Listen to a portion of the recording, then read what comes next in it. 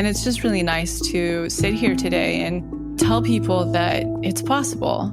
There were so many years where I was like, is this ever going to happen? Is it ever going to work? And it's just nice to be able to say, some way, somehow, how it's supposed to look for you at the time it's supposed to. It will.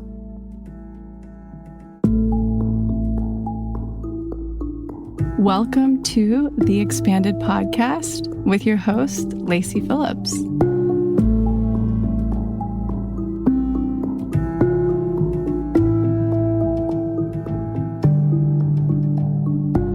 As a leading manifestation advisor with a process that's, radically different from the old New Age model, mine is rooted in psychology, neuroscience, and my energetic gifts. I created this podcast to help you expand your subconscious limiting beliefs about the potential of deserving the manifestations you're calling in. Therefore, you're tuning into this podcast series to show your subconscious that anything you desire is possible. And by pressing play, you've already started the process of manifesting it.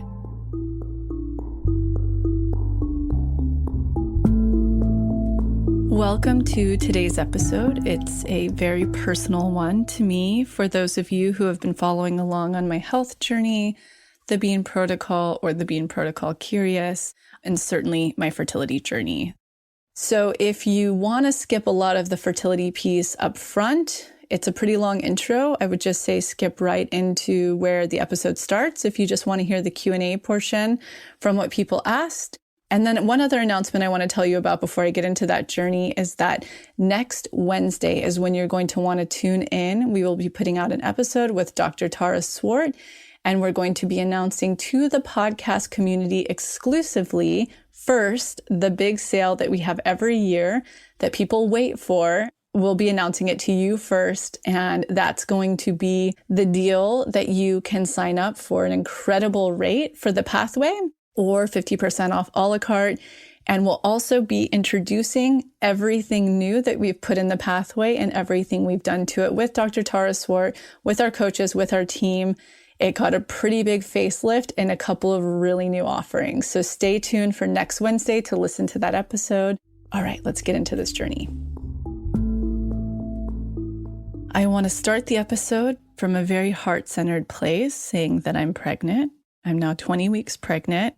Putting this out is always scary because, hey, something could still happen from here. But I realized if it did, I would share that with the community anyways, if something went awry. So why not share with you now? And I want to say that sharing very gently, because I know it can be incredibly triggering to hear when somebody's pregnant, when you're trying so hard and you're struggling and you're in the depths of your health journey, or it's been years and maybe you're in a failed IVF cycle, IUI cycle. I just want to say that with a lot of compassion.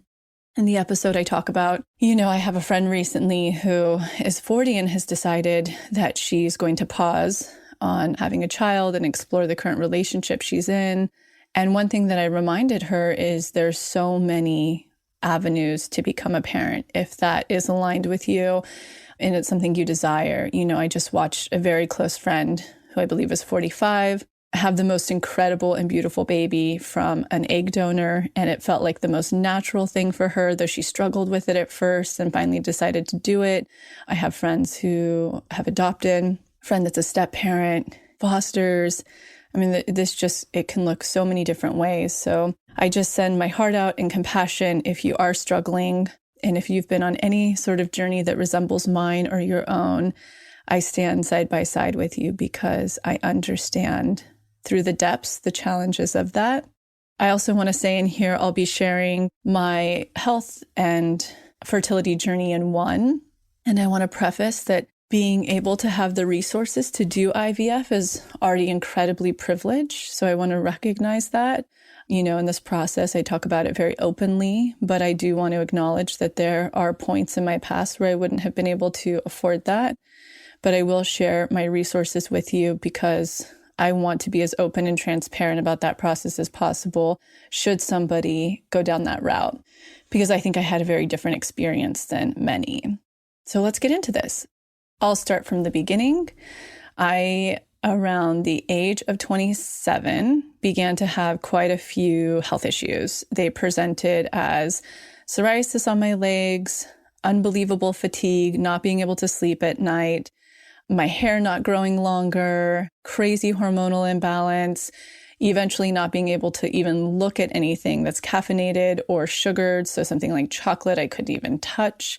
Any type of sweetener, which became even fruit, it was far too blood sugar stimulating. So the major underlying issues that I suffered from was like extensive adrenal fatigue. I know adrenal fatigue's become very popular, but this was like not even producing enough adrenaline. Also, a significant hormonal imbalance as an overproducer of hormones, and then blood sugar issues that stems from the adrenal fatigue. So those were my underlying issues.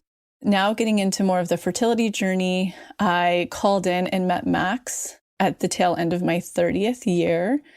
And we had been together for a year. I was very transparent with him from the beginning that I had gotten out of a relationship with somebody who wasn't ready to commit to a family and deeper commitments. And I'm looking for that. And he met me right where I was at, even though he was 4 years younger than I am.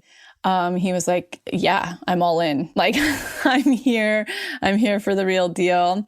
So a year into our relationship, he took me up to Big Sur, where he proposed to me on New Year's Day. And so that was the end of my 31st year, going into my 32nd year. And I said, like, when should we try to have a baby? And we both, on that night, we were just feeling so ecstatic and happy that he said, anytime, we can try anytime. And I said, okay, I want to prepare my body for 3 months because I still have, these health struggles. And so I did. And I went on the autoimmune protocol very strictly. And at that 3rd month mark, we tried and I got pregnant that month. And I ended up having a chemical pregnancy, which means that right after or around when my period was supposed to come, I had really crazy cramps and way more bleeding than usual. So it means that the egg was fertilized and it probably traveled, but had trouble sticking to the uterus. It's actually incredibly common, and it can be for various reasons. May it be a chromosomal issue or what have you. It could be really anything. So I, in that moment, went, you know what, forget it. I know I've had health issues. I'm just going to go to the leading fertility acupuncturist in LA and just get his help because I knew a lot of friends who had had success with him. And so I went and he put me on these herbs that were very powerful and they punched my hormones up extremely high. And we're talking that every month for PMS, I started to have nausea. I had all of the symptoms of pregnancy, but just for PMS. So I was incredibly bloated, super sore nipples and really big boobs, mood swings everywhere. I would hit moments of fatigue where it's like what you feel when you're maybe 8 weeks into pregnancy, where it's just like I couldn't do anything but nap. So essentially, because of the MTHFR and having a sluggish liver, my body wasn't able to detoxify those hormones quick enough. And so it was making me a really big overproducer. I stayed on those herbs for a year trying to get pregnant, and they actually took away any possible chance of me getting pregnant because, as I explained in the episode here, I give a really good analogy, but when you're an overproducer of hormones, it means that the egg that you're producing each month is overmature. So when it catapults from the ovary into the fallopian tube, it is too ripe. So in that catapulsion process, it diminishes and there's nothing for the sperm to fertilize. But I wouldn't find that out for a really, really long time, 4 years later, in fact. So I decided a year after to get off the herbs. And in that year and the 3 years beyond, tried every single thing natural that you can possibly think of. I mean, there is not one wives' tale, practice, spiritual person, anything you could throw at me that I have not tried. I mean, we did things from angel frequency healers. We flew to Hawaii for the best astrocartography line to be on my feminine. We tried everything physical and metaphysical. And then I ended up having this conversation with a girlfriend of mine who was struggling. She had conceived naturally twice. She was embarking on 40. I just got curious and I said, I'm 35. It was last year. And I said, I think that I'm going to freeze my eggs. And she said, Lacy eggs are really, she was an expert at this point because she was an IVF. And she said, Lacy eggs are incredibly fragile and you're with the person you're going to be with. It would really behoove you to freeze embryos. Then you have all the freedom in the world. And honestly, she's like, at 40, if there's any advice I could give you for how many embryos I got, she had just done a round and she only had one genetically healthy embryo. And she said at 35, she had a lot. So she's like, if there's any advice I could give you, I would tell you to do it now. So you have 35-year-old eggs. And she was like, I know that's cliche. And it just resonated with me and it felt right because I had been incredibly resistant to IVF. I was so natural. So I'll back it up a tiny bit. That was at 35. At 34, I went to see an RE, a reproductive endocrinologist in Glendale at the time because we were living on the east side. And so I did all of the testing with her that they recommend you do a year into trying to conceive and not conceiving. And so they couldn't find anything between either of us, and that's what they call unexplained infertility. And then we tried one round of IUI, which I talk about in this episode, and it didn't take, and I had a spiritual experience where I kind of knew IVF would be the thing. Cut 2, we moved to Topanga, and I had to change reproductive endocrinologists because I didn't realize during the process of IVF, you literally go to the doctor every other day. So it just would have been outrageous if I was driving from Topanga all the way to Glendale. So I moved to a doctor, Dr. Meredith Brower with Kind Body in Santa Monica, who is phenomenal. She's really clinical. I always like to warn people before I send them. But at that point, it was something I needed from somebody because through trying everything natural, it actually became the most controlling experience of my life that I was ready to fully surrender to allopathic when I went in. And so she was fantastic for that because there's nothing woo-woo, there's nothing, intuitive, but she also respected anything I personally advocated for. So she was the perfect fit for us. I think she's worked with a lot of high-profile clients, which I didn't realize until later. I actually ended up going with her because my fertility acupuncturist now, who's different than the one I worked with in the past, Dr. Carla Vidor, is who actually recommended. I just asked my acupuncturist who really gets me, who understood the bean protocol that I was on. And I said, who do you think would be the most in alignment? And she recommended Dr. Meredith Brower. So I went with her. Now I'm going to shoot into the bean protocol, which I do talk about inside this episode quite a bit. So it was all very kismet. Also in my 34th year, going into 35, I ended up doing the Pachakarma at Surya Spa, which was a fantastic experience. It didn't help fertility-wise, but it was really, really wonderful to go through a full Pachakarma. And while I was there, Martha, who we've had on this podcast before, suggested I go see this really renowned Chinese healer. And so I've talked about her in the past. We will link her in the show notes, Master Zhang. And Master Zhang actually gave me the tip that I needed to get off every supplement and I needed to focus on my liver. The very next day, I went to lunch with Unique Hammond, who's my Bean Protocol coach. I've talked about her quite a bit on here. And I had the ping to ask her, Unique, how did you heal? Because I remember when she had been so sick in her life. I was like, how did you finally heal? And she ended up describing to me how she healed. And it was so liver-based, but it made so much sense to me, and which would be the Bean Protocol. And I was like, I'm starting this on Monday. I think that was a Saturday or a Sunday. And I started with her on Monday. And it was then that I began researching all of Karen Hurd's work, who is the founder. And I watched at the time, she had this lecture, Karen, on her site that was $3. And it was all about, I don't think it exists any longer because now she has actual workshops, but it was all about hormones and fertility. And I watched this long lecture and it was finally the first thing that made sense to me. And she went so in depth to being an overproducer or an underproducer. And in that, which I also explain in this episode, she said, if all of the mechanics are checking out in fertility, so meaning you did all of those preliminary tests that they have you do after a year of trying to conceive, and everything structurally is working out on both sides, and they're saying unexplained infertility, there's only one answer. And that was, and I talk further about this in this episode, so you'll hear more. For me, it was that I was an overproducer and I went, yes, that's it. That's the thing. I know it. And I just knew it. So I began the Bean protocol, and it was 3 months later that I had that conversation with my friend who said, 35, I would do IVF. And I said, yes. And it was Master Zhang, Unique Hammond, Karen Hurd, and the IVF conversation that were the perfect formula for me to finally start the process. So Max and I were on the Bean protocol very strictly, both of us, for 6 months before doing IVF. And why that is because, as Karen explains, every 3 months, your whole endocrine system goes through, and we'll have this episode linked where she talks about it in depth. So you can click on that. It's the first episode of her on here. You go through a mitosis, which means basically what's relevant to this conversation is every 3 months, you have a whole new set of eggs in your ovary and your sperm. So the first 3 months will be what was being made when you first started.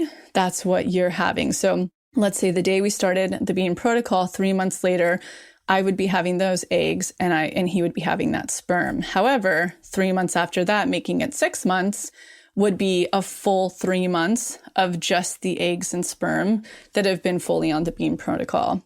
And that was so vital to prepare for IVF.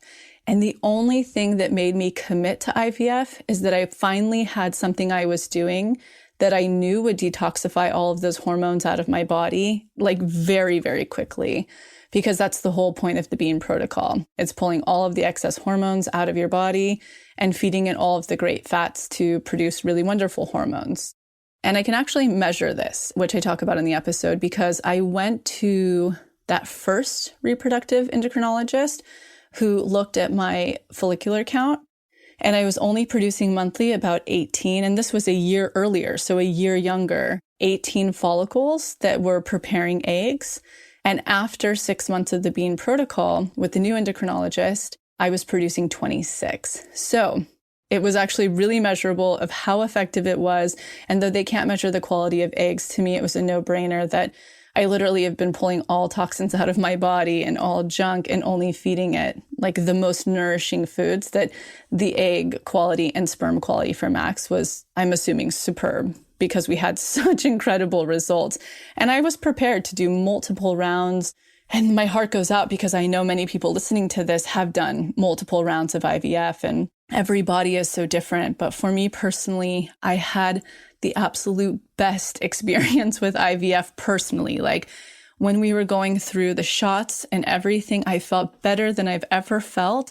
And everybody I had spoken to was like, it was horrific. I had all of these side effects. And so I was really nervous about it. But I do really believe, because of all of that preparation, it was actually a wonderful experience for me. So I say that because I just want to serve as an expander for people who have only heard really painful and hard experiences with IVF. It was actually a really, really wonderful experience for me. So I'll go ahead and share, because I know a lot of people care about this. When I used to listen to fertility stuff, I mean, I think I've watched everything on fertility on YouTube and podcasts, and I would always want to know, well, what was the exact thing they did for you? And again, I want to say every body is different, but Dr. Brower actually did what's called the antagonistic approach, which is actually, I think, the very basic standard first IVF protocol that they do with people to see how you respond, because they can only see how you respond to see how to keep adjusting for other cycles. So what that looked like for me was we did Centrotide, Leuprolide, Novarel, and Menopur. I think that's what it's called. It was a week of that, I believe 10 days. It started, shots began on 2/7, and I had been doing acupuncture to lead up to this, but no herbs of any kind whatsoever. So it was just needles. And then the actual retrieval was on 2/17. We retrieved 24 eggs, 20 of which were mature. And then on 8/8, 12 of which we did ICSI on, which my doctor recommended just in case, 8 of which we did naturally. What that means is that the embryologist, 8 of them, he literally just like squirted the sperm into so that naturally whatever sperm was going to fertilize would fertilize those. And then ICSI, 12 of them, it means he cleaned off and chose the absolute best looking sperm and actually put it into the embryo itself. On day 3, we found out that 19 embryos were still going. By day 6, we found out 14 had turned into blastocysts that were sent off for genetic testing. And then by 3-2, we got the news back that we got 8 healthy embryos, which were 5 girls and 3 boys. Only one of them that had naturally fertilized were genetically good, and the other 7 were the ICSI. So then we told the embryologist to choose the absolute best quality girl, and we were going to do our first transfer in May for an Aquarius, but then COVID hit. So COVID obviously hit and everything shut down. They weren't doing any transfers. So the earliest we were actually able to transfer would have been for a Pisces, but we really wanted an Aries. So we waited the following month for July. That means on Tuesday, 7/14, I did the Novarol 5,000 units to trigger me. By Friday, 7/17, I went and did a COVID test at Kind Body to be ready. I started on 7/17, the estradiol. It was 2 milligram tabs twice daily. So they start to put you on a low dose of the estrogen to get your body to really feel like it's pregnant. By Saturday, 7/18, I started the endometrium, which is a vaginal insert of progesterone to really build that endometrial line and to continue to hold that pregnancy if the transfer took. On 7/21, we did the embryo transfer. I went home and rested every day. And the Monday following that, I cheated and I took a pregnancy test that had a very strong second line, which was actually really unusual because it was so early. It should have been very faint. And I found out I was pregnant. I went in and did my blood test 3 days later, and got the blood confirmation that I was pregnant. And then we went through the process from there, and now I'm 20 weeks. So that is the journey, the very short story of it. I'm going to answer a couple more questions we missed in this podcast episode, and then we're going to go ahead and get into the episode. One question was, what did you find with your MTHFR test? Do you think it relates to pregnancy? Yes, I do think I was having trouble with my MTHFR when I was working with that first acupuncturist because I don't think I had any true liver support to pull out the extra hormones, because that's the whole point of the bean protocol, is that the soluble fiber, especially in beans, binds with the bile that's been released from your liver and your gallbladder. It binds to it and it doesn't unbind until you literally excrete it out of the toilet. So most people will do juice cleanses, etc., and they'll cleanse their liver or dandelion or what have you. However, they won't actually take a binder that actually binds. And psyllium husk and beans are the only thing that binds with that trash and takes it out. I guess that's the best analogy. It takes out the trash. So I had nothing taking out the trash. And when you don't do that, it means every 20 minutes, the old hormones inside of that bile recycle through your liver, which basically is a catalyst to make you produce more hormones. However, when I started doing the bean protocol, I remember asking Karen, what about the MTHFR? We actually have that in the first podcast episode that's linked, episode 75, that you should listen to. And she goes into depth of why that doesn't matter anymore on the bean protocol. And why she doesn't believe in it. And I can attest to the fact that doing the bean protocol and never being on any supplements, when I did it, I never struggled with that again, the MTHFR. So that's one thing I want to answer. People asked if I basal body temperatured, and I did. And obviously, because I was dealing with an overripe egg every month, it didn't really matter. What actually it was really powerful for was to watch how much the bean protocol was healing me, because I have a lot of data from when I first started, and it was like zigzag all month doing the basal body temperature. And when I really got into my first mitosis of the bean protocol, after 3 months, it started to climb and climb and climb and climb and climb after my ovulation. So it became perfect. I think I would have conceived naturally if I decided to just stick on the bean protocol and do it for a full year, which I have continued to stay on it. And I do it in pregnancy as well, which we talk about in the episode.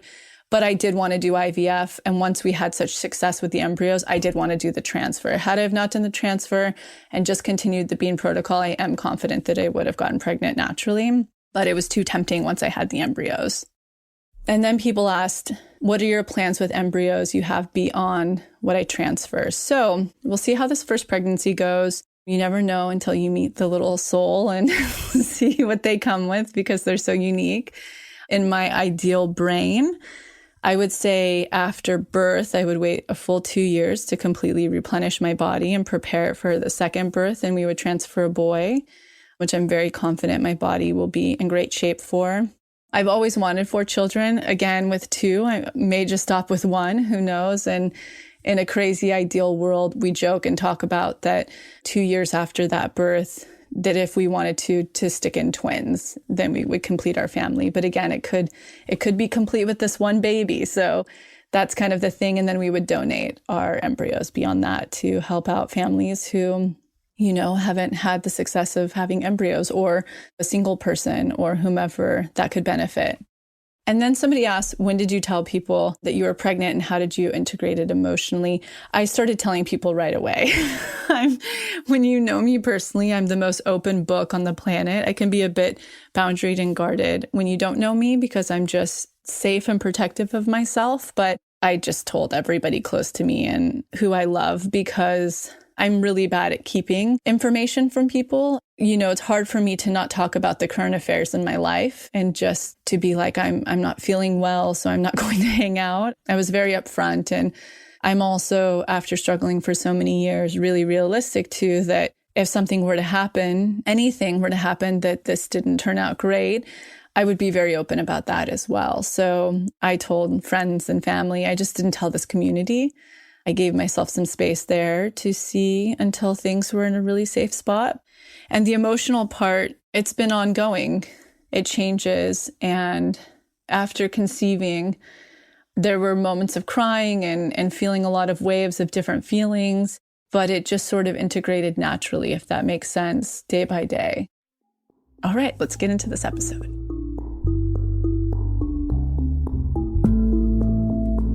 Welcome, everyone. We have an extra special episode today. This is one that has been a long time coming. Lacy is being kind and generous enough to really share with the entire community her journey through fertility. Lacy, I'm so excited for this one. Yeah, I'm really excited too. It's been important for me along the way to be very transparent and share my journey in the hopes that it could help anybody else, because I was always looking for that during my experience. So really excited to kind of have a personal episode too. It's been a while. This is fun. Absolutely. So we polled our Instagram community and asked what questions you wanted to hear, what themes you wanted to cover. We pulled a bunch of the most frequently asked questions on there, and we're going to answer them. And you guys really covered the gambit of everything, which is awesome. And you all sounded really excited for this episode. Yeah. And for anybody in the future who's wanting to be a part of when we do these Ask Me Anythings or these kind of podcast episodes, go ahead and follow us at To Be Magnetic. And we throw them up in our stories so that you can be a part of them in the future. Okay, so we had this first one a lot. I'm in my mid-30s, late 20s, late 30s, feeling the pressure of the time clock. How do you handle it? And when do you recommend looking into fertility or freezing your eggs? I'm just going to use the disclaimer that every journey is so personal if one wants to be a parent in any form. So I just want to preface that. The other thing I really want to tell people, and I've told this to close friends who are actually 40 and still, whether their partner's not ready or whatever, and they feel called to potentially be a parent, there are so many avenues to become a parent. I had a great friend recently who, I think she's 45, and she had to end up using an egg donor. And for a lot of people, it can be a hard choice, but I just want to share that it was the best decision she ever made, even down to the hair color. The egg donor, the mother, looked very similar to her. And if you know anything about epigenetics, it's actually when the embryo, the child's inside of you, it's based on how you're reacting to the environment, how you're eating, et cetera, that actually determines which genes are turning on and off. So it is a really organic process and it is really magical. So just throwing that out there for people that's always an option. Adoption, fostering, being a step parent. I mean, there are so many avenues if one feels called to be a caretaker and a parent. And I personally had been very as I said in the intro, like very hesitant to do IVF because I am so incredibly holistic and natural. And it was a dear friend of mine who conceived naturally at 35, had a lot of trouble and ended up losing 2 natural babies and ended up doing IVF at 40. She was like, Lacy, if I can give you any advice in the world, freeze embryos at 35, because that was the age. And she was like, it's the perfect time to do it if you have the resources. When she said that, it hit me. She was an expander. It was finally the person that was like, she's right. Max and I do feel called. And we explored, as I said in the intro, many avenues to being a parent. I looked heavily into adoption. LA is a very hard place if you want to go through the system because you foster for 3 years. And I mean, I heard podcast episodes of people's fostering experiences. It's so unfathomable how much the system is against children. So when I was looking into it deeper, there was a high potential if I went the adoption route, we would go private, which tends to usually be teenagers having a child that aren't quite ready to be parents. But getting back to knowing when it's time to freeze eggs or freeze embryos, what she said, I was like, I think I'm going to freeze my eggs then. And she said, Lacy, you're with your partner you're going to be with, freeze embryos, because freezing eggs are very fragile. And you never even know if the eggs are actually of quality. So if you are in a committed relationship with the person you're planning to have children with, I would definitely go the route of freezing embryos if you are in that position to be able to. Because then you'll know that you actually have these babies that are literally waiting for you and ready. And that is the trickiest part. Is usually it can be, there's a lot of facets that go into infertility, but if you have those embryos, the odds of being a parent well into your 50s is possible at times, depending on your health and your uterus and whatnot. So it gives you a lot of freedom and a lot of options. And then for the people who may be in relationship with another person, the commitment's not fully there, but you guys are curious about being parents in the future together. I told my cousin, I was like, half the eggs, depending on how lucky a cycle might be. But let's take the best case scenario that you do get a lot of eggs, freezing half embryos and freezing half eggs. It gives you choices. So there are so many ways to go about this. And I want to be really mindful because a lot of people do IVF cycles and don't have luck that they are able to even get eggs on the first round or the second. But in an ideal situation, the earlier you can do it, the better. And often why that's the case is because you're getting that year of egg and that year of sperm. So the younger the egg, the younger the sperm is obviously the better. So that's kind of the short answer. But again, I want to tell people who may not be in the means of doing IVF or it just doesn't feel right for them right now, there are so many avenues, again, to become a parent later in life, and I'll give an expander story. My old executive producer, the very first company I worked for in LA, she had been told she would never conceive in her life because of PCOS as well as endometriosis that she had. So she's been with her partner for 15 years and they just had unprotected sex always because she didn't think she could have children. And at 42, she conceived naturally and had her baby last year, totally unexpected. Like it took until week 7 to be like, why am I nauseous all the time? What is wrong with me? So it can happen. My mom had, again, it statistically can be easier to have children later in life if you've already had children before and conceived. But my mom had her last child at, I think, 41 or 42. And again, was like just dating a guy and having a quasi-protected sex and still got pregnant. So I just want to share there are so many avenues. If someone's in the means and they do know they definitely want to be a parent and IVF feels right to them, I would say the younger the better, considering it around 29 to 35 is really quite ideal to freeze those embryos or eggs. And just another expander story, someone in the questionnaire wrote in and said their friend just conceived naturally at 47. See, and I hear those stories all the time. I mean, you have the Halle Berrys and the people that happens to. So it's possible. Also, kind of one of the other questions we got a lot is like people have been off birth control for, 1 to 2 years, but nothing's really happening. When should you check what your fertility status is, what your hormones levels are? Like at what point did you, you're kind of the health fanatic who's already checking those things anyways. But when did you know, as it relates to fertility, that you wanted to start checking? And what's one thing that you would check for to make sure things were functioning at its best? Yeah, so this one I feel pretty strongly about because I know everything happens when it's supposed to and for a reason. And I'll get into a pretty kismet story about that. But I wish I would have done this 4 years ago after year one. So traditionally, they say after a year, usually it behooves you to get tests. And I was so resistant because I was like incredibly determined to make this happen naturally. And I mean, I tried everything you can fathom. There's not one thing you can throw at me where it's like, eat raw cheese and talk to this angel frequency healer, do this thing, do the banana. I mean, I tried everything. There is no stone unturned that I didn't try. Because I was so determined to do that, I was really hesitant to go the allopathic route of being tested in all of the ways. But I wish I had a year in because I lost a lot of time doing that. Again, I have the option now because I do have 7 healthy embryos waiting after this baby to have as many children as I want, as my body will allow for. There's a part of me that would have liked to have started younger, to have them younger. So I say a year is a really good mark for that. And again, it's within the means of your insurance or what you have access to. But I think really, really key tests are the ones that they suggest. It's really important to check your fallopian tubes. That was humongous.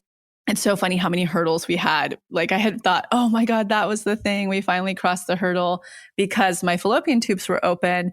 However, because I've had HPV and they've had to do tests every so often, it's healed now and gone, but they've had to do tests. That means they've had to take biopsies, little pieces of my cervix off, that there was a lot of scarring there. So it was actually like very hard for them to get the tool through. And the doctor was like, oh, this is probably why you're not conceiving. And so when I left that, I was like, it's going to happen now. And one of Max's cousins who had struggled from fertility issues for a couple of years went to simply get that test. And because they flush your fallopian tubes with a solution, water, she got pregnant right away because there was obviously something blocking it. They flushed it out. So I was like, we're going to get pregnant. And then when I started working with my first fertility doctor, she was like, if period blood can come out of that, I'm not concerned about sperm going up there. So I would say, like Karen says from the Beam protocol, check all the mechanics. And it's very routine what they do. They check your egg count. They check your ovaries. They do your blood work to see how your hormones are. They check your fallopian tubes, all that kind of stuff. It's actually very mechanical, very routine. I would do it. And I would do all of it with an RE or a fertility specialist, an RE being a reproductive endocrinologist, which I think most fertility experts are. I would just do it. And then what Karen says, if there's nothing mechanically wrong, because then they'll check your partner's sperm. And if the sperm's matching up, all of your anatomy is matching up well, that's what they'll call unexplained infertility. That's what we had. And Karen's like, when you have unexplained infertility, there are only 2 things that could be going wrong, which I absolutely am confirmed was the case with us, that you are an underproducer or an overproducer. And what that means is with your eggs, when you release them from your ovary every month, your egg into the fallopian tube, there's this catapulting experience. I didn't realize that, but there's a gap between your ovary and the fallopian tube. And so if you're an underproducer, it means that your egg isn't ripe enough. And the analogy she gives is, if you have an apple that's underripe and you try to bite into it, you can't. It's too hard. And it's the same thing with sperm. It can't penetrate. Or if you are an overproducer, which was my case, I had all of the things of an overproducer before my cycle, really, which I explained in the intro. I was extremely an overproducer, like extreme PMS situations going on, from acne to sore breasts to, just every elevated hormone before my cycle came. And if you're an overproducer at that catapulting phase from the ovary to your fallopian tube, the egg doesn't sustain, it doesn't withstand itself. So it literally turns to mush, or it's like an apple that falls off of a tree when it's way too ripe. It just sort of obliterates. So there's, again, nothing for the sperm to fertilize. So that was definitely the case of what was going on with us. However, there's nothing in real modern medicine that tests for that. I do have one woman I know, her RE was intelligent enough somehow to track whatever was happening in those days of her ovulation and told her, your eggs are too ripe. And they tried this with her. They did an IUI on like a day or something before the overripeness, and it worked for her. However, the second time around, similarly, she had been trying to get pregnant and she did the Bean protocol and conceived naturally because it took her from being an overproducer back into alignment. So one great thing is if you have done all of the things to mechanically see if you and your partner are functioning properly and unexplained infertility is coming up for you, the Bean protocol is just simply ideal. And I chose to do IVF because I didn't want to wait any longer. I wanted to hit that 35-year-old mark and at least have the embryos waiting for me if IVF was successful. So then I had a lot of freedom, whether I wanted to just stay on the Bean protocol until I conceived naturally, or I wanted to do a transfer and just do it and have a baby. I just wanted a lot more freedom. So yeah, the Bean protocol was instrumental in that process for me for IVF, which was actually measurable because a year before I did the Bean protocol, I went and started to explore with an RE. We did one IUI cycle. We did all of the mechanical testing, and I still wasn't ready for IVF, but they look every month to see what your follicle count of how many eggs are a potential for the month before your hypothalamus chooses the one that's going to be the egg that ripens and goes in for fertilization monthly. And I only had a count of 18 then.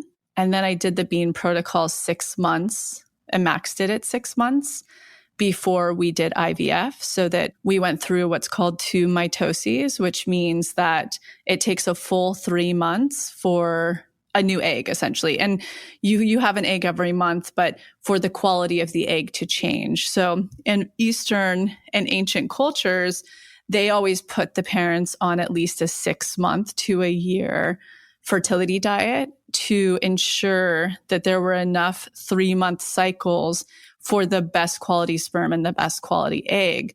And so after the Bean protocol of 6 months, when we did the IVF, the new RE I was working with, because I had moved from the east side to the west side, she went to look at my follicle count and it was 26. So it grew significantly. I'm assured, there's no way of testing the quality of an egg, but both of our sperm and our eggs at that point had to be of far better quality of both of us having 2 full mitoses of the Bean protocol. So literally pulling out all the extra hormones, all of the extra toxins, feeding the amazing fat for my hormones. So that was really successful. And one little story that I didn't get to tell before with the question of when to freeze eggs is, it's really interesting. And this is on a manifestation note, but I never really had wanted kids until I was a preschool teacher. And that was at 27. And I remember standing on this little performance stage we had at the preschool. And I had a very vivid and clear moment where I was like, I really want children and I want to be a mom. But I remember standing there, and this was a very she preschool on the west side. And I made this declaration to the universe. And I said, if I'm going to be a mom, universe, I want to be able to do it the way that these mothers are able to. I grew up, especially when I was young, my parents, they didn't have any money, and I didn't grow up with the opportunities that these kids had, and the support that these mothers had. So that was sort of my deal, my bargain with the universe. If I was going to be a mom one day, I wanted to be financially stable enough and independent enough to have the support that I wanted and provide the opportunities that I want for the children. Being able to send them to a nice preschool and all of that stuff. So it's really interesting that the way manifestation works, everything happens at the right time, that finally at this year in my life, I am able to have the support of the team and step back and provide the birthing experience that I would want to have the full support that I need. especially in having a postpartum doula who will do the full 40 days with me, and being able to have these resources. So it's really interesting that had I have gotten pregnant when we first started at 31, I wouldn't have been able to do any of that. And God knows if this brand would have turned into what it is. So I just share that story that everything really does happen at the right time.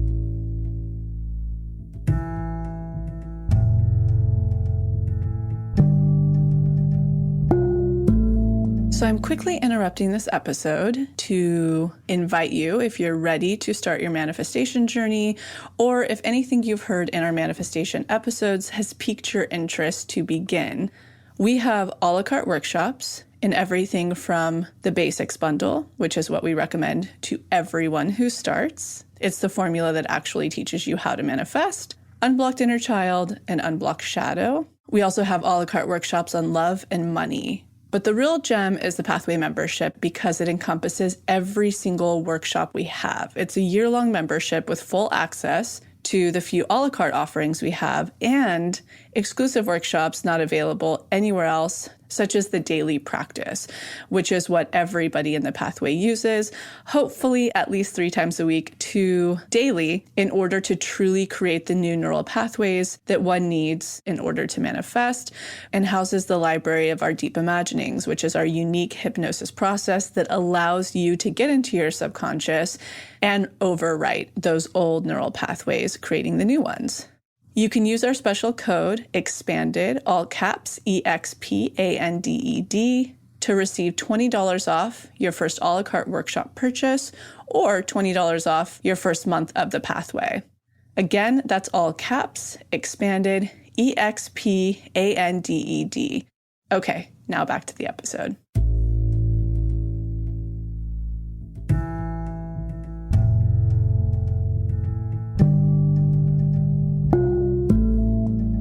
What were some of the challenges you were facing internally going through all of this process with health and thinking, oh, okay, I cracked the code, now I'm going to get pregnant? Like, how were you managing your emotional landscape during this time? Like, what were you turning to for support? Someone wrote in, how do you not confuse your fertility struggle with thoughts that it's not meant to be, especially if it lasts for a long time? How did you navigate that? Yeah, it's interesting. I went through all of the emotions that I think many people do. It was a real spectrum and a landscape, and it changed from month to month. One thing that I think is very common for people to experience if they're having fertility struggles is, what if this isn't the right partner for me? Because I would hear stories of that, right? Like a woman couldn't conceive for 10 years and finally her relationship dissolved for whatever reason, and she conceived easily with the person she met after. Or the thing I never questioned was, am I not meant to have children? I never questioned that because I can feel very clearly, intuitively, when that download came on that stage at the preschool, oh yeah, I am supposed to have children. I'm supposed to be a mother. That it was so clear to me. Whereas before, I didn't even think I wanted children most of my life because I helped raise siblings and I saw my 2 young parents have a child too early. And for me, it just seemed like a burden to have kids, or that it could be. And it was in that experience of that expansion at the preschool that I was like, oh no, there's a different way. And I think I'm actually really meant to do this. So that I never doubted. And my manifestation journey often, in everything, every single thing that I've ever found my stride in and my success and happiness in has come with a major, major rock bottom and lull before it. That's just part of my pattern and path. So in dating, I was a doormat for years and had to figure out how to sort of master being in my worth. Same thing with being treated like shit at a lot of jobs and toxic environments before I started my own company that had a lot of support along the way from the universe because I was finally doing the right, authentic thing for myself and stepping into my worth in many ways. Same in finances. I was so poor for so many years. For so many years, I struggled financially until I found stride and educated myself on finances and whatever money I was making, how to make that money work for me.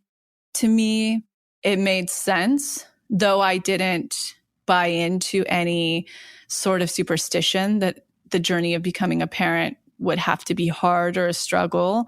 It did make sense that that would be the case, that I would have to go through the gambit like I do with my patterning, because what I end up doing with all of the struggles in my life is I end up alchemizing them and turning something into sort of a formula that's much quicker and easier for other people to benefit from.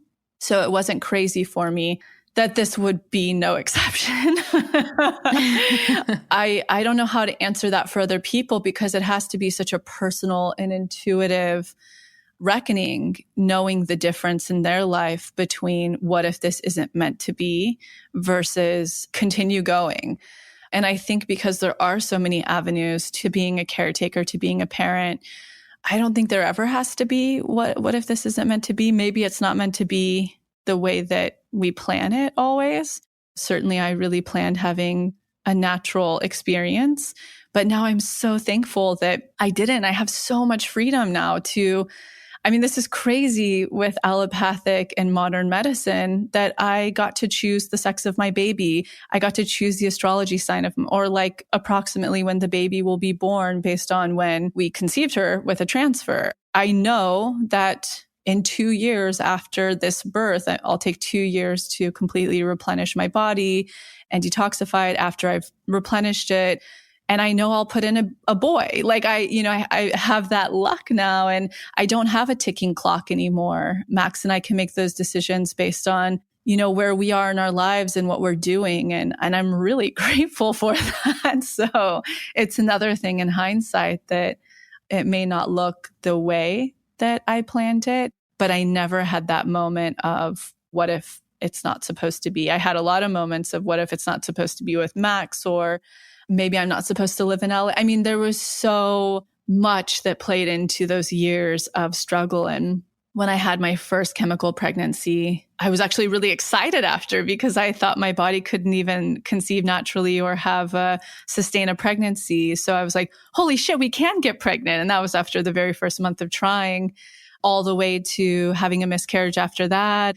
And then a lot of every single month trying and checking and having a negative sign, or having my period come and resenting my cycle, and a lot of crying to Max. And it was just the array of emotions to go through, like any other rock bottom experience.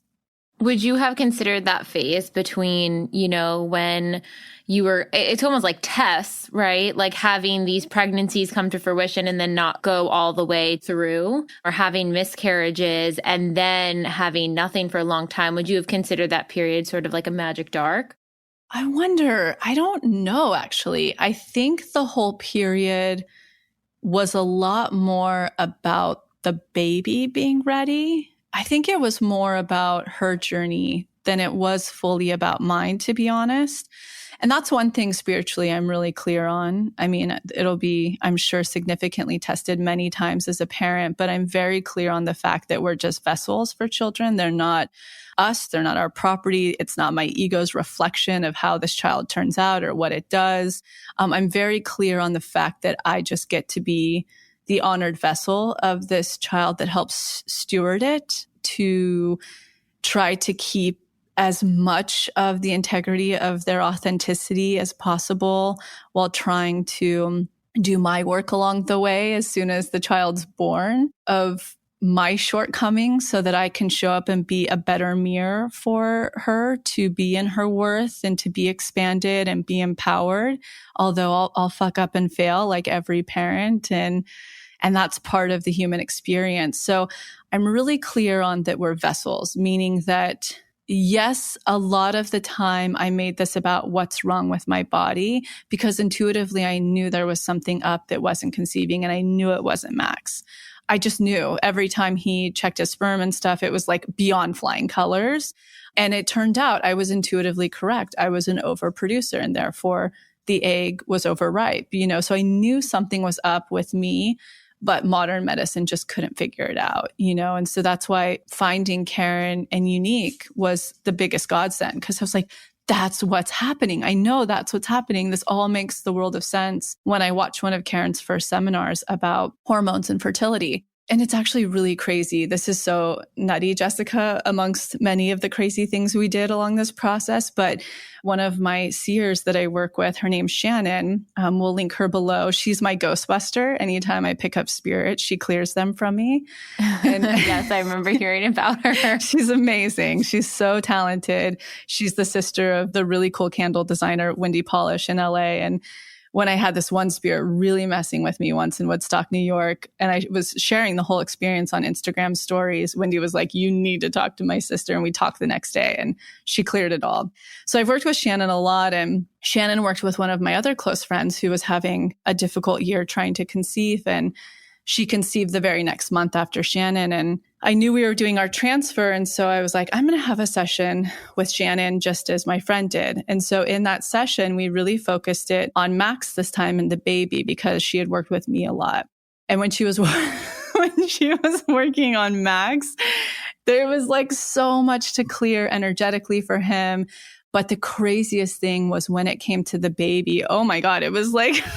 It was like disturbing, actually, because the baby, she was just like having to clear so much trauma, and her not wanting to come out and never feeling loved, and, you know, being in really dark situations, and just so much stuff that this baby was like, I don't want to be like in the world again. And when she cleared all of that, it really felt like an exhale. And that was the month we did the transfer and everything took. Oh my gosh. Wow. I know. I'm like, I don't know what that plays into it. But again, I really believe that this long journey maybe had a little bit more to do with her experience and when she wanted to come than me. It also takes the pressure off too, you know, because it's like so many people can be like, what did I do? Blah, blah, blah, blah, blah. But it's really that beautiful surrender of knowing that it's going to come through when the timing is correct, and just strengthening sort of your own trust muscle along the way, and listening to pings. Yeah. You know, listening to your body, knowing that, hey, there's something I need to tweak to make my vessel the best it can be. Yeah. And some real big ping light bulbs when I was getting so close to success were going to see the Chinese medicine woman who made the herbs appear out of thin air in her hands. Many friends and family have gone to her, and she makes herbs appear and like these medicine turtles appear. It's crazy. So going to see Master Zhang, we can link her below. We've shared her before, because she gave me the tip that I needed to stop all supplements. My liver needed to be fully cleared. And then I went to have lunch the very next day with Unique. And Unique, I had the ping to ask her, how did you actually finally heal from your Crohn's? I remember you were so sick. And she explained the process, which was the bean protocol. And I went, there was a light bulb, a ping. And I was like, that's liver based. I need to do this. I just have to do this. And then there was the ping of the IVF, because I was so opposed to it. And my friend said, you know, Lacy, like if I would do anything in your shoes, it would be that. And it was the perfect expansion I needed. Those were probably the three biggest keys when I finally let go of my natural strife and ego. And I just started to truly listen to the pings that made the most sense, rather than scrambling to try everything possible naturally to get pregnant. Yeah. Let's go. We had a lot of bean protocol questions. So let's do some like rapid fire into some of those. Great. Let's get into it. Advice for keeping up the protocol while traveling without an access to the kitchen. Just take psyllium husk with you. I had to do the tour last year on it. So what I would do is I would always fly with and travel with the psyllium husk. So people's protocols are different. It's all the same thing, but like the amount of beans, how often you eat in the day are different.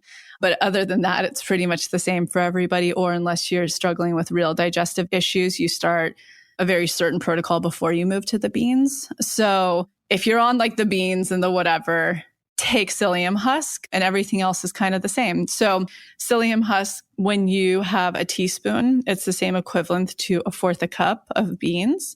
From what I understand, Unique will be listening to this episode. So she's actually the person who everybody should go and work with and ask questions to. That's the whole point of coaches and why they make this so accessible.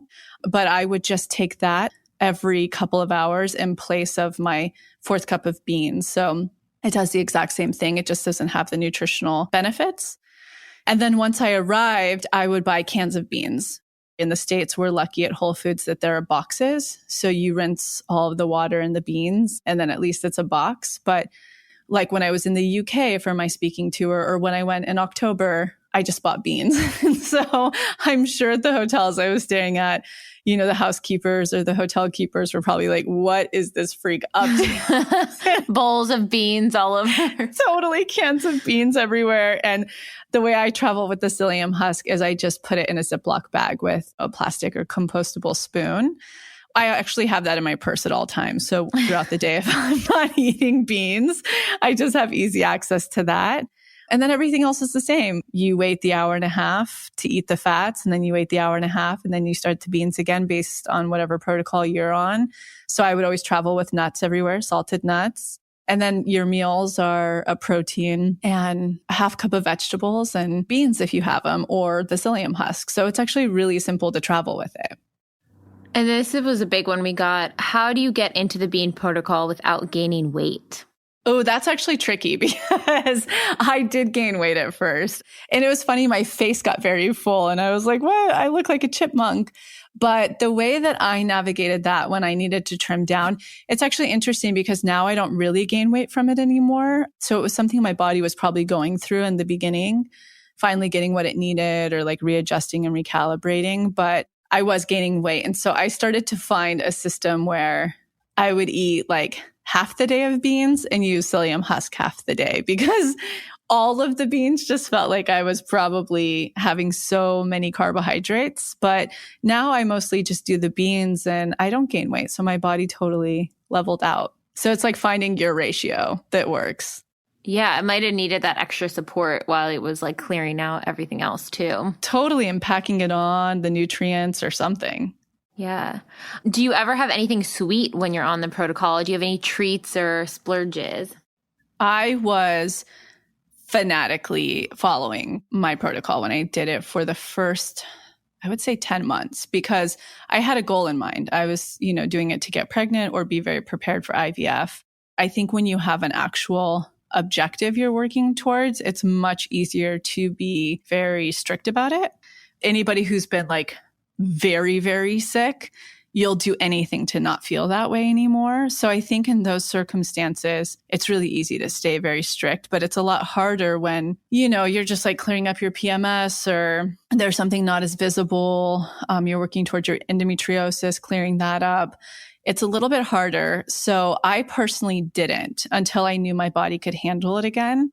But what I would do as like my treat alternative, and this is probably why I gained a lot of weight, my particular protocol, because I wasn't doing anything to lose weight.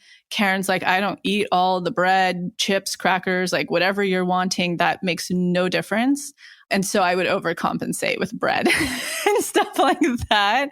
But my actual treats was the almond butter. I love the stone ground almond butter that we have here that has salt in it. It tastes like a treat. So that was my only type of treat. And it helped, it took about 2 weeks to not crave any type of sugar.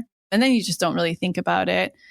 But around 10 months, my body was really healing. And so I played around with it to see, like, can I handle berries? Because I know Karen and everybody is pretty like, no about the fruit, but I don't really feel that way about fruit. And I'm an intuitive eater. So it's actually really like, here's an expansion for you. But at Halloween this year, I've been craving so much chocolate.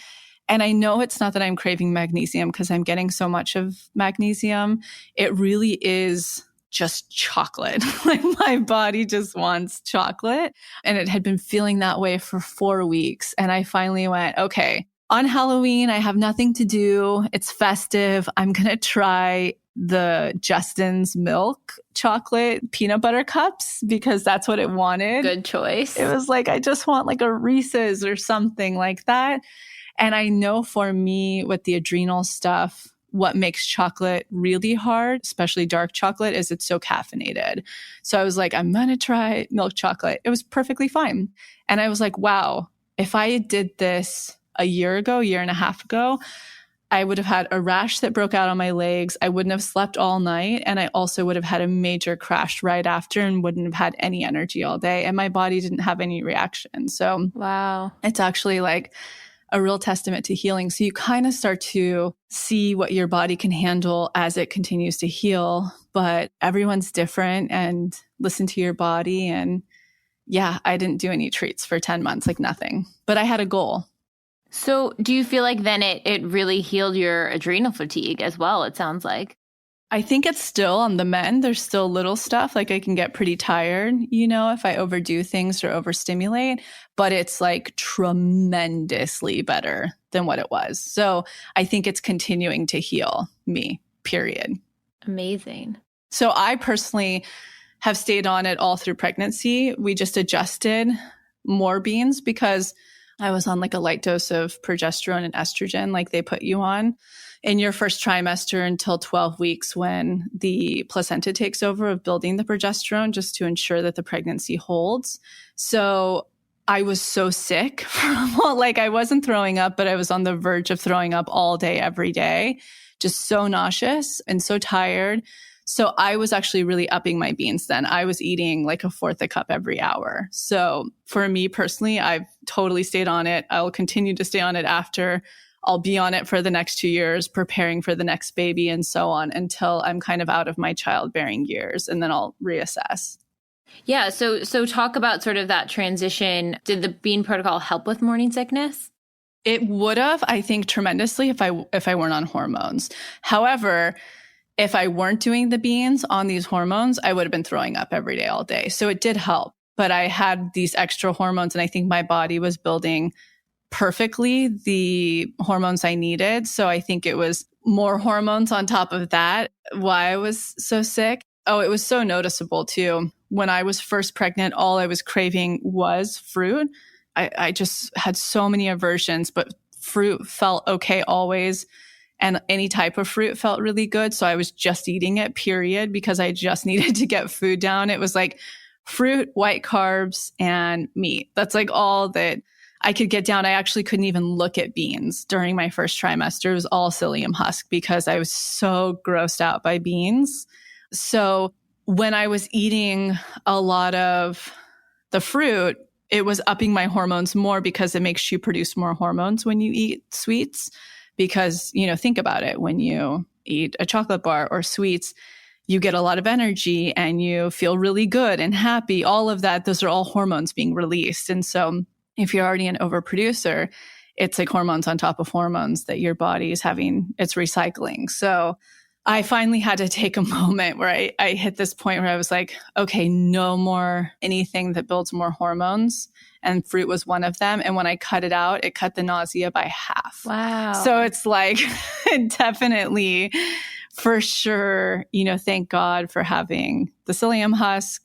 Yeah, there's many variables. If I hadn't had that, I think I would have been so much worse off.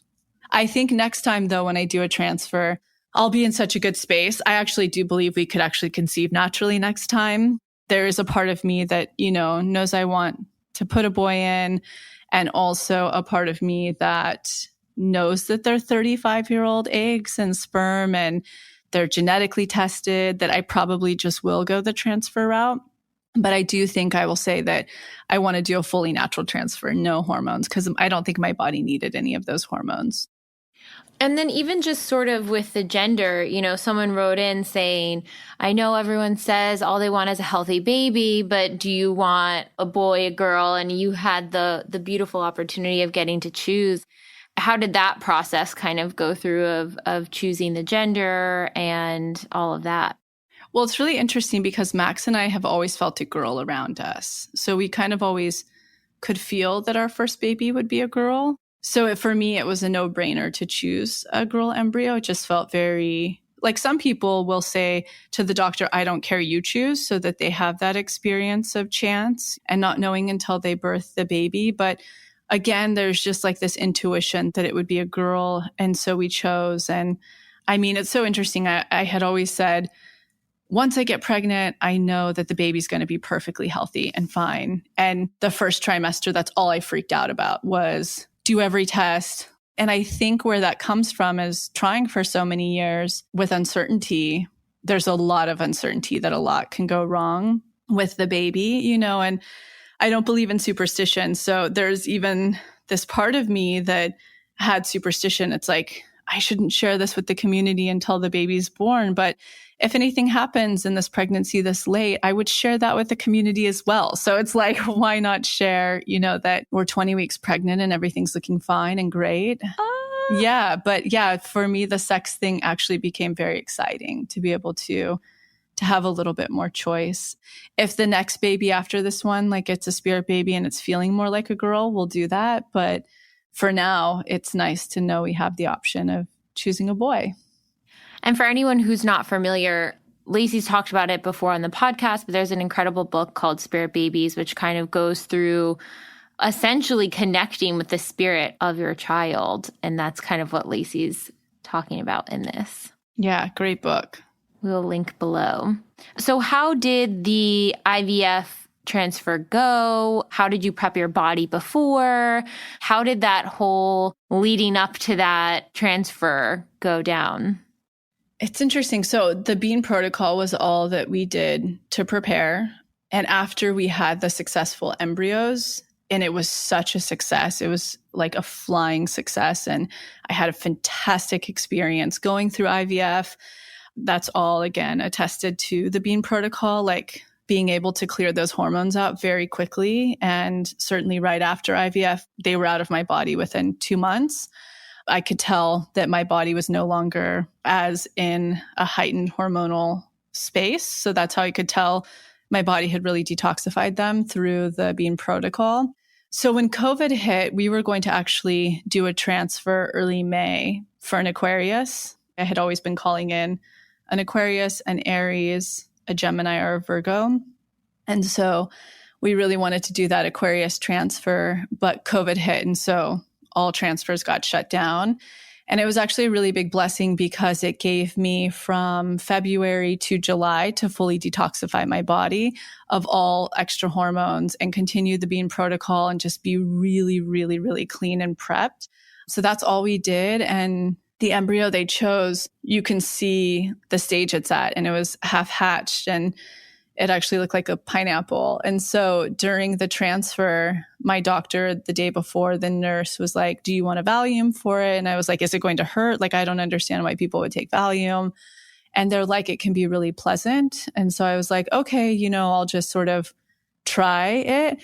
And I'm actually really, really happy that I did, because when you do the transfer, you're meant to literally go home and not get out of bed for the whole day. You're just really supposed to rest and let that biocommunication happen between the embryo and your uterine lining to make the signaling to connect. So it's like, don't exercise, just nothing, but lie flat and let your body do what it's supposed to do. And so the Valium kept me in an incredibly loving and happy and non-stressed state, which is why I think they suggest it for people. I'm sure that they probably see really good results from that. So that was really positive. I ended up actually kind of cheating. You're not supposed to do this. You're supposed to go in, I think it's like 9 days later for them to do the blood work test to see if you're pregnant. But I couldn't help it. And so I tested, I think I did it on a Tuesday, and I tested on a Monday, and it was already like a super strong second double line on the pregnancy test. And I was like, holy shit, I'm pregnant. So there wasn't a lot there. I definitely had, like, oh my God, Max, do you think this took? Didn't it? But once I got that pregnancy line, I was like, holy shit, like this moment we've been waiting for, like, happened. Look, it makes me emotional. It's so crazy. It was like, wow, this is possible for us. This is going to happen. And then it just kept getting like better. It was just like every ultrasound and all blood work was so strong and so good that, and everything to this, I mean, aside from having morning sickness, like being in my 20th week, literally today, it's just been so easy. I keep forgetting I'm pregnant at this point. She measures perfectly. So yeah, like there's one thing I can tell people to do to prepare for IVF, because there's so, my God, when I would watch videos on it, people have so many struggles with all of those hormones and side effects that I didn't have any of that. When I was actually on the shots themselves, I felt better than ever. I felt so loving and in my feminine, that if there's one thing that I would really, really recommend is you and your partner doing something like the Bean protocol that truly like nourishes and detoxifies the toxins out of your body at the same time. Oh, I'm just so happy for you. Thank you. Thank you so much. It's really such like an exciting time. Our house is going to be ready very soon, like our first family house that we'll have together, and this baby, and everything with the company is so special right now that, yeah, it's a really, really beautiful, beautiful time right now. I'm so grateful.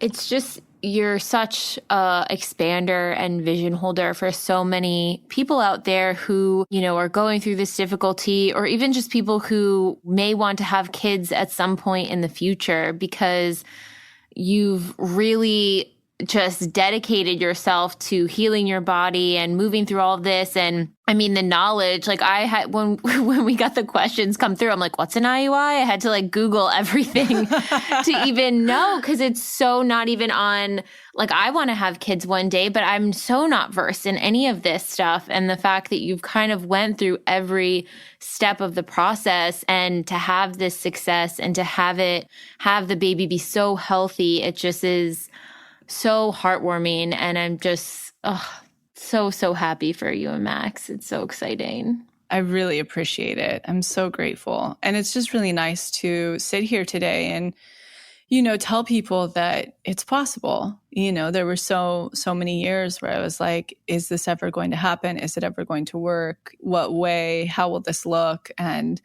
it's just nice to be able to say, you know, some way, somehow, how it's supposed to look for you at the time it's supposed to. It will. How did you navigate expanders when you were having difficulty getting pregnant and going through this sort of journey? Like expanders that expanded you and you felt excited by them, like the expander you mentioned at the beginning who said get embryos and all of that. But then what about the expanders of women who were getting pregnant with ease? Like, how did you navigate that sort of potentially triggering situation? Something that can happen, and I know it's really organic to feel this way, when you see other people make pregnancy announcements, you're like, great, everybody but me. And I would certainly have feelings like that, like, God, this year, everyone I know is pregnant, and that's not the case for us. I never felt jealous of other people, but because I have this work, I realize that if I'm feeling envy or any of that, that they're just showing me that this is possible, you know, for me. But, you know, it's really devastating to have watched, you know, recently Chrissy Teigen's loss, but she's so expansive. You know, they really struggled and did IVF and had Luna and Miles and these beautiful children. When they finally conceived naturally, unexpected to have that happen, you know, it's really heartbreaking. But I would really look at that.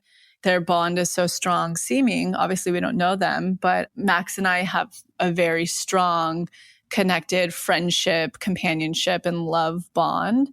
So I would really focus on those stories. And I had a client of mine previously who had a very successful IVF. She was like, I was always a late bloomer. Like, I got my period late. Everything happened late. We tried to conceive for a year and I just said, fuck it. And we did IVF and had a perfect experience with it. She just surrendered, and she's even more holistic than I am, like home birth, the whole thing. She had a really, really great experience. And I had a couple of people like that up my sleeve. So it was really nice to confide in them and know that this can be a very successful process. So I focused on those a lot more. And then I would find expanders through all sorts of different things. It would be like unique healing through the Bean protocol. I'm like, God, if she could heal from that, I certainly can heal my hormones and adrenals, you know? So I looked at fragment things that were really important to me as well. What would you tell your 31-year-old self just starting this journey, knowing now what you know? I would have definitely said, do all the testing a year into it and start to make your choices from there. The most painful thing I did was like struggle and fight through every natural possible. I mean, the amount of money I spent on every type of healer, person, remedy, natural thing. Like we even went to Hawaii because that was a good astrocartography line, like to try to, I mean, we did so much. And that's actually really a lot more painful to look back at, that we did so much that was out of our control and that actually felt way more controlling and forceful than the surrender of when I just surrendered to needing support allopathically.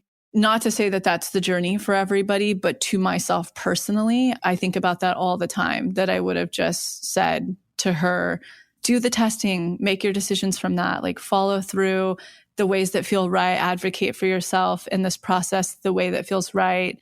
I was very specific when it came time to doing the IVF with my doctor, who's amazing, Dr. Meredith Brower in Santa Monica. She's with Kind Body, but she was really open to all the ways I wanted to do it. I knew I didn't want to do birth control out the gate. There's no proven needed reason aside from getting on a timeline and having more control. You can wait for your cycles.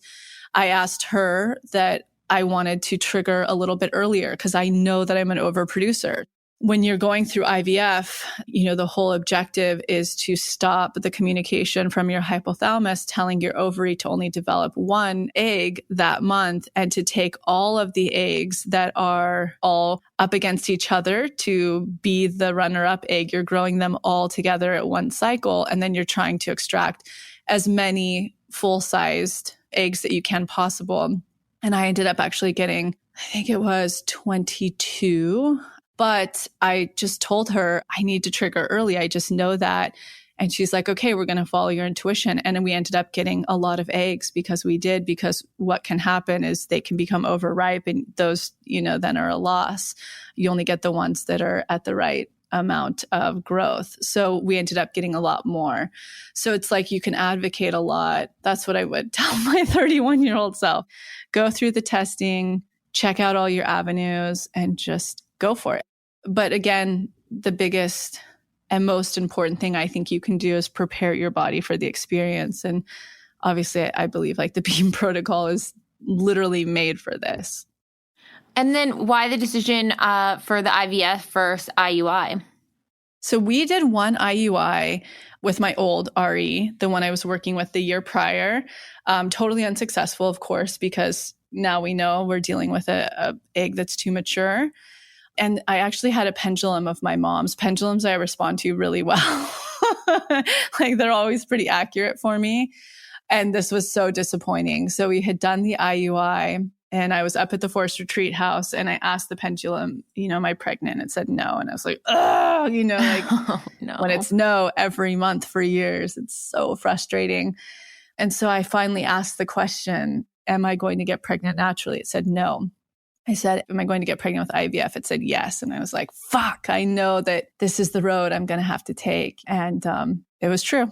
Wow. Look at this pendulum coming through. I know.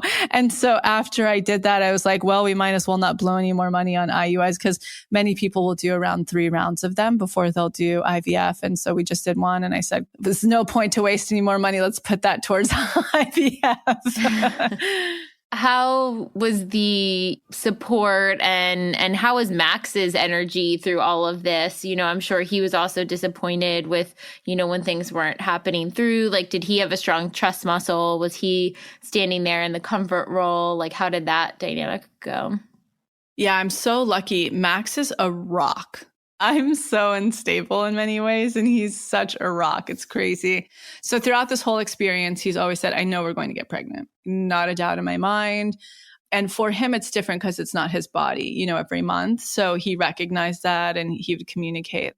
It's so hard for me to not have the same emotional reactions that you have to it because he would say, like, I have a complete trust that this is going to happen the way it's supposed to. And he always said, when you're ready, like, we have the resources to also, because a lot of his family was finally being like, just do IVF, like his grandpa, his aunt, all these people, even my mom, I think, started asking, she's like, are you just going to do, and so I think he felt very confident that it would happen in time when it was supposed to. And he's also, 4 years younger than I am. So males aren't, dealing with if you want multiple kids, and you don't know if you're going to get lucky to get pregnant after you're 40. Actually, in fact, that was another thing that helped me do IVF. When I scanned all of my friends I knew that were trying to get pregnant naturally at 40, it was a very, very small number that was even possible. And in fact, they were like miraculous events. It was never like the person trying.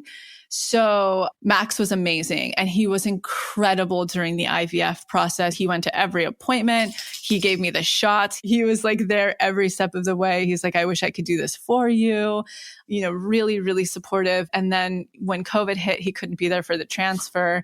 He could come into, luckily, the doctor's appointments after for all of the sonograms and stuff like that. Even when I was like freaked out the whole first trimester, I'm like, what if anything's wrong? I was crazy. I'm like, turn off all the Wi-Fi. I was just nuts. And he was like, I just know that this baby's perfect and healthy. Everything's great. It's all going to be fine. He's just been so steady, so supportive there every step of the way, aside from putting together the baby registry. He's like, I don't know what the fuck to do for that. but everything else, he's completely side by side, and he's just been incredible. Expander couple alert, everybody listen in. Totally. And I would always tell friends, I'm like, oh my gosh, I was so unstable in the first trimester. He's like, I don't know. It seems pretty normal to me. Like, so he's had a lot of sense of humor and been really amazing. I love that. And then someone asked in, how do you keep things sexy when the steps feel more regimented? You don't. I mean, maybe some people do. I don't know. But when it became trying to conceive, it's like you're having sex to have a baby. I remember meeting like this woman in Topanga, and she's like, I've had 5 kids. It'll happen when it happens. She's like, just get drunk and drink lots of wine and fuck all the time. And I was like, yeah, I just know that's not going to be our route. Yeah. So when it came time, like once we were having to try to conceive and we were struggling, it just became a monthly job. It wasn't like it was frustrating or stale or anything like that, but we were doing something with a goal in mind. So it wasn't spontaneous and sexy. And we weren't having a lot of like spontaneous and sexy sex. I think that's hard to do when all of this is going on. Maybe some people are really successful at that. I don't know. But we were both okay, and we had a lot of open conversations about it. Max and I, to begin with, there are so many things that motivate us before sex does. So it's like we're both really motivated by being entrepreneurs. We're very motivated by, like working hard and growing something. And it's actually the time that we have like the most spontaneous and best sex is when we're forced to be on vacation somewhere, because there's nothing else to do. So after we ended up getting pregnant on the IVF situation, you really kind of can't have sex for the first 12 weeks because every day I was doing an insert of progesterone. So it's like he would then have progesterone all over him, and he was fine with it. He's like, the most important thing is that this baby sticks. And so once that was over, I was really nervous. I'm like, oh my God, is our sex life killed? Because we did have so many years of like making this about a job and a goal. But it wasn't. It was like we got right back in the saddle, and my libido is like so crazy being pregnant because there's so much energy and blood flowing everywhere. So it's actually like we're just having finally just sex to have sex again. It's just like spontaneous. So we're really lucky that we were on the same page. Like we were like, we have a goal. For him, like sex isn't the most important thing in the world. So it's not like he's like looking at other chicks or something or getting disheartened by this, whereas somebody else's partner that could be really troublesome for. I as well, I'm like really stimulated by so many other things in my life. So it was beautiful that we were on the same page to know that that was all going to find its footing again when it's supposed to. And it totally has. I love that. Max is probably very excited. Well, it's funny because like, I think he would choose, putting in the installation at his store in Venice over having sex any day. Like he's so stimulated by that and such a creative. But whereas when we were up at the Forest Retreat House for all of the holiday, like we had sex a couple of times because it's like we didn't have stress or work or anything. It was just totally spontaneous and fun. So it's nice that we're on the same page, that we're not both like driven by it in our relationship. We're more cerebral, but it's totally something we have a great relationship with and access to whenever it is important to us. And I guess kind of a final question in here, what are your top tips for fertility for the person who's thinking about, okay, like I'm not ready to have a kid right now, but maybe in the future, or maybe they're starting to be on the path to have a kid? What would be your top tips takeaway? Yeah, I mean, I did all of the fertility things. I've done them all. The TCM, all the things. I did the Weston Pricey things. I've done the royal jellies and all the stuff. All of it pales in comparison to the Bean protocol because that just gets your hormones so aligned. You're feeding your body so many nutrients and you're also feeding it so much fat that feeds the hormones, and it's not raw dairy and all of that. So I don't actually know. And I think every body is so different that the one thing I will always suggest to people that I really do align with. And of course, if you're pregnant now and this wasn't the case for you, then no big deal. You're having the perfect baby you're meant to at the time that it's meant to come in. But I really do believe in the practice of preparing your body. I obviously prepared mine very differently. I had prepared it many years with the Weston Price and the TCM, and I've done Ayurveda. But my process was through the Bean protocol, which I can see in real time allopathically showed me that it was a very good process of doing that. When the time comes, like take at least 6 months to a year to prepare your body, because the first mitosis, 3 months, the egg that you're getting then were already the eggs that were prepared, that were ready when you first started preparing. But at least at 6 months, you're getting the eggs now that have only been getting nourished by whatever you've been doing to prepare. So that's where it's like, if you and your partner can do that, it's just key. It's amazing because you're going to get the best quality sperm, the best quality egg, and you're going to have the best uterus house that you can have for that baby. And again, who knows what the rest of this pregnancy will look like? I'm only half baked, but I haven't had one issue, nothing that people talk about. You'll hear about constipation or swelling I had, nausea and I was tired in the beginning, but I haven't had one thing, melasma, blah, blah, blah, blah, blah, blah, blah, blah, blah, not one thing. So I'm really grateful to the Bean protocol. Who knows how much of that's genetic? I don't know. Like my mom, when she had me, she ended up having crazy stretch marks all over her body, but she was also 19 and nobody taught her to moisturize her belly. So that's been a really big thing of mine because they say that's hereditary, but not her mom or sisters, nobody else. I really think that was because her skin was stretching so much so quickly without any moisturization or elasticity. I haven't had anything whatsoever. So the only thing I can really credit that to is my state of mind and practicing mind over matter, may it be the Christian Science or Joe Dispenza and the Bean protocol. I know everyone's going to ask this already, but what moisturizer are you using for your belly?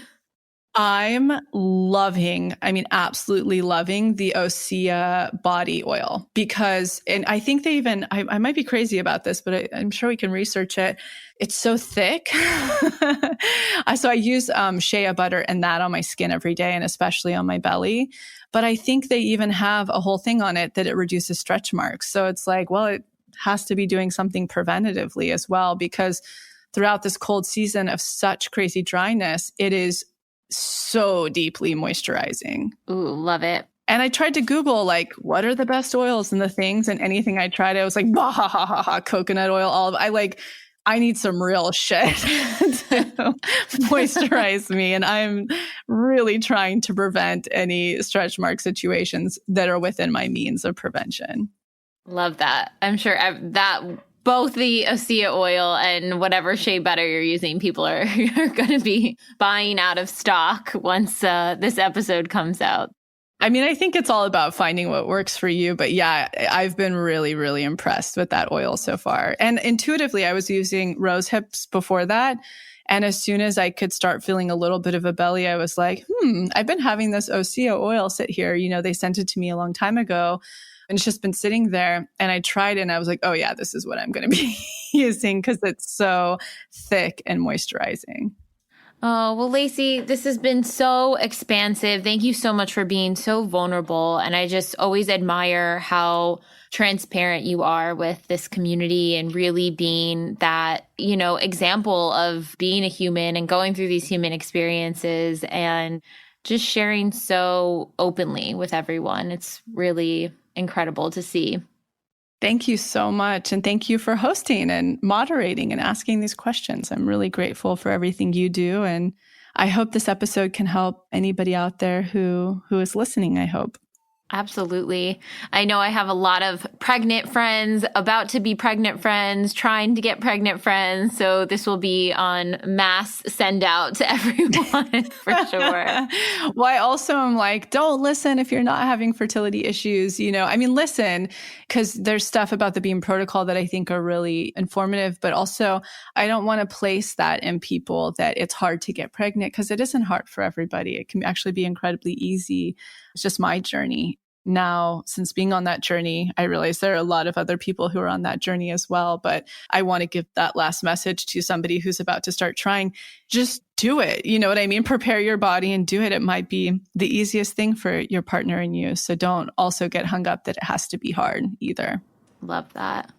Thank you, everyone. I hope you have a beautiful week, and we will see you next Wednesday. Yes, we'll see you next Wednesday with a really, really fun episode with a lot of really cool announcements that will be dropping on that Wednesday. Stay tuned. Bye. Bye. Thank you so much for tuning into the episode, and I hope you enjoyed it as much as I did, we did. And in case you're not totally ready to join the pathway yet, I wanted to share a few of our free offerings that I'll often suggest to people as a little bit of a blueprint to get them started on their manifestation journey. The first place I like to direct people completely for free is the motivation. You can see it linked below or on our homepage as our testimony library. And it's categorized by different subjects, whether you're calling in career, money, love, wellness, and much more. When you're reading about a member's experience of what they manifested, you're actually seeing to believe and showing your subconscious that that very thing is possible for you. The second place I like to direct people is to the free clarity exercise, which is also linked below. In it, you get to try our own unique hypnosis process, learn about the science, and some journaling prompts. And the best part about this, you'll get a tiny taste of what it's like to go into your hypnotic state, bring your subconscious forward, and create new neural pathways while receiving clarity. And the third thing, if you haven't listened to it on this podcast yet, please go back to the episode titled Manifestation 101, where you'll learn the basics of neural manifestation to truly understand this process. So go ahead and check out those free resources, the motivation, the free clarity exercise, and the episode Manifestation 101, all linked below. And in an effort to make sure to have representation in this process series, go ahead and submit any process testimonials you have, especially to our LGBTQ+ community, our BIPOC, as well as the Ys, which is anyone in the community who is 45 and over. All right, we'll be back next week.